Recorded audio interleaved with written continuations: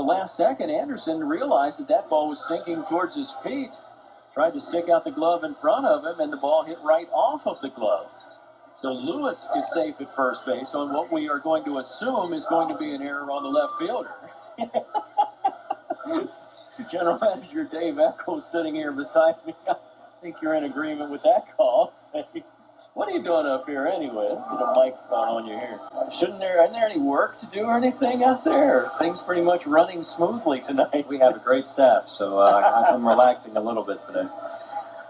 You should be an official scorer. You called that one perfectly. E7. That looked like a tough play to me. That could have gone either way. So, fly ball center field. Pretty well hit. Blakely back, and the ball's just going to die out there again. Blakely able to get back and make the catch for out number 3. Back at Campanelli Stadium, we go to the 4th inning. The Rox trailing by a score of 6-2. They had a good opportunity in the bottom of the 3rd to take a further bite out of that lead. Had runners on the corners with 2 outs. Jake Daubert hit a fly ball to center field.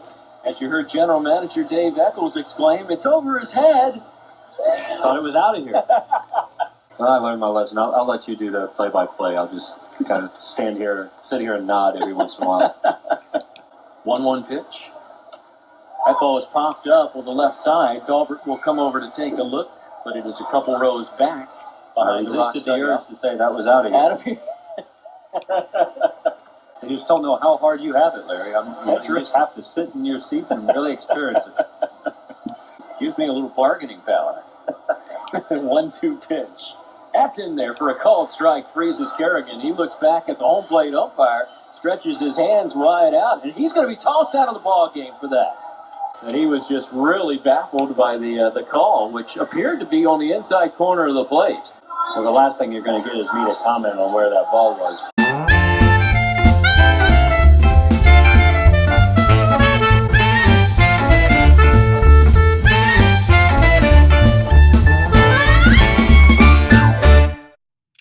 So as you could probably tell, my working relationship with Rox general manager Dave Eccles had greatly improved over the previous season when he had greeted me by saying that he hates broadcasters. He still was not the easiest person in the world to work for, but it was not nearly as uncomfortable as it had once been. A proposed reality TV show starring the Brockton Rox on HBO had not materialized. From what I had heard, HBO had made demands like the viewers be able to determine the starting lineups and player releases, and the Rox said, "No, we're not going to do that," and that was good. But there were many improvements for me as a broadcaster. For one thing, I was now familiar with most of the broadcast locations around the league, so I knew what to expect and was able to plan ahead, and that was huge. And listening to my tapes, I sounded much more relaxed and confident as a result. I also had some new co-workers. The Rox had found a fantastic young broadcaster named Josh Maurer to do the pre- and post-game shows and to run the board during the games.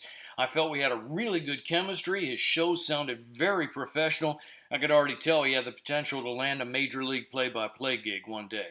Josh is pictured here with Drew Cunningham, who had been an usher in '02, but one day at the ballpark he asked if I'd be interested in the stats that he compiled for the Rox. I took a look. They were incredible. I requested more, and Drew became my unofficial Rox statistician. In 2003, Drew was the new Rox ticket manager. Great guy.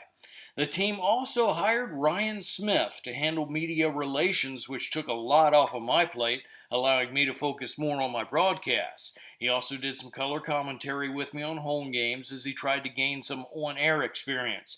Ryan was largely responsible for us launching an internet broadcast in '03. We could now be heard worldwide. With the games being broadcast on the internet, my mom down in Florida had become a huge Rox fan, and when my parents came up to visit, Ryan was kind enough to give them the red carpet treatment at Campanelli Stadium.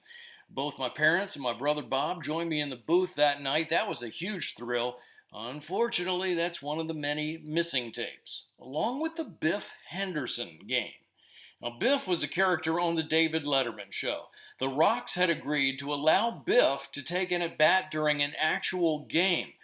Really cool if this had been an exhibition game, but this was the Rox basically giving away an out to a team against whom they were battling for a playoff spot. Most of the players were really angry about it. It would cost Nestor Smith an at-bat, and his streak of having reached base in 14 consecutive games would come to an end. Dave Eccles introduced the show's producer to me at the ballpark, and she proceeded to tell me how she wanted me to do my broadcast. I then informed her how I would be doing my broadcast. She got defensive and said, "If you want your voice on national television, this is how you'll do it." I replied that I put my listeners first, and she could listen to the tape of my broadcast after the game, and if it worked for her, she was welcome to use it, and if not, oh well. To Dave Eccles' benefit, he stayed out of it. Now, the positives were national publicity and something fun for the fans. I get that. But the negatives were it hurt the integrity of the game. It cost the team an out in a pennant race. They lost the game 4-2.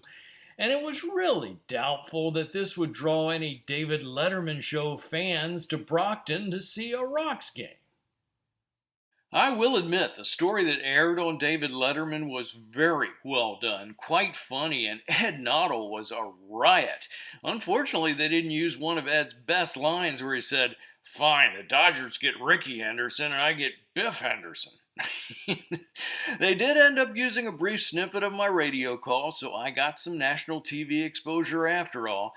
They did not, however, use the parts of my broadcast when I talked about how angry many of the players were. The Brockton Rox put the Biff Henderson segment up on YouTube a few years ago. Just do a search for Biff Henderson, Brockton Rox, and you should be able to find it. Or if you're watching this story on YouTube, you should see that I posted a link right below the video to the Biff Henderson segment. So I highly recommend checking it out. It is quite amusing. So now, having been on national TV, there were still two things I had yet to accomplish in my play-by-play career: calling a no-hitter and calling a championship game victory. Well, three things if you include making it to the major leagues, but I wasn't holding my breath on that. So on July 23rd, pitcher Mike Marchesano took aim at part one, the no-hitter. Ground ball back to the mound, knocked down by Marchesano, gets to his feet and throws out Diaz, a 1-2-3 inning, and Marchesano makes a heck of a play on a ball hit sharply back to the mound, score at 1-3, and it's a 1-2-3 inning. Marchesano seems to have a target on the back of his jersey. He's been nailed several times, and so when we saw that ball hit sharply up the middle by Diaz, you just kind of can't help but cringe a little bit. Marchesano was in pretty good fielding position and got the glove up and was able to make the play on Diaz. And I even saw him smile at the dugout as he came off of the mound. Marchesano struggled in June. Was 0-4 with a 5.48 earned run average, but he bounced back with a very strong July. Thus far this month, 3 wins, 1 loss, a 2.30 ERA. And he's continuing that tonight. The 1-2 pitch, a swing and a miss, and Mackey is down on strikes for the second time in the ball game. That is the 4th strikeout of the ball game by Mike Marchesano. And that pitch comes in and hits Melendez. So Melendez, who came over from Bangor in a trade, just gets banged on the shoulder by a pitch that gets away from Mike Marchesano. Just the second base run against Marchesano. He had retired 14 consecutive batters following the first inning walk. Payoff pitch grounded down to third base. Backhanded by Daubert. Long throw to first is in time. Jake Daubert with an outstanding play at third base. Anything but routine. A ground ball hit sharply down the third base line that Daubert had to backhand and then wheeled around and made a good, strong throw across the diamond to cut down the speedy Diaz for out number 2. Wow. A ground ball shortstop. Bustos charges, gloves it, an off-balance throw to first is in time, and that is out number 3. Marchesano still going, and we go to the 7th. It's the Rox 4, the Allentown Ambassadors nothing. The Rox just 3 outs away. Here's how the scoreboard reads. For the Rox, 4 runs, 8 hits, no errors. For the Allentown Ambassadors, no runs, no hits, and 2 errors. Mike Marchesano has had a stellar performance. He is facing the most dangerous batter in this lineup in Vic Davila. Davila has flied out and has grounded out. Left-handed batter. against the right-hander, Mike Marcusano, who wheels and deals. His first pitch is a fastball that catches the outside corner for a called strike. Here's the 0-1 pitch. Ground ball, first base. Gloved cleanly by Lewis. He will take it to the bag himself, and that is out number 1. Davila grounds out to first base unassisted, and that will bring up the designated hitter, Marlon Roche. Roche has struck out twice, but keep in mind, back in the first inning, it was an epic struggle between Marcusano and Roche. About 7 or 8 pitches that were fouled off by Roche before Marcusano struck him out. And the first pitch from Marcusano catches the inside corner for a called strike. 0-1 the count. Brian Mackey is the on-deck hitter. Like Roche, he has struck out in both of his previous 2 appearances. Line drive, left field, hit well, and off of the wall. There it goes. Mike Marcusano loses his no-hit bid in the 7th inning with 1 out. Roche is at second, a double for the first hit of the ball game against Mike Marcusano. Marcusano is 1 strike away from completing this double-header sweep for the Brockton Rox. It will be a bittersweet victory, just missing a no-hitter. Here's the 1-2 pitch. Swing and a miss, and Marcusano finishes it off with an exclamation point.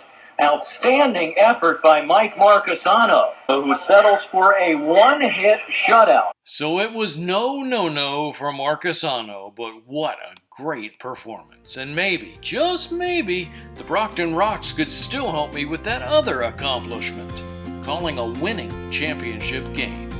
Be sure to click the subscribe button to follow my wild and wacky journey with the Brockton Rox, because more episodes are on the way. Thanks for watching.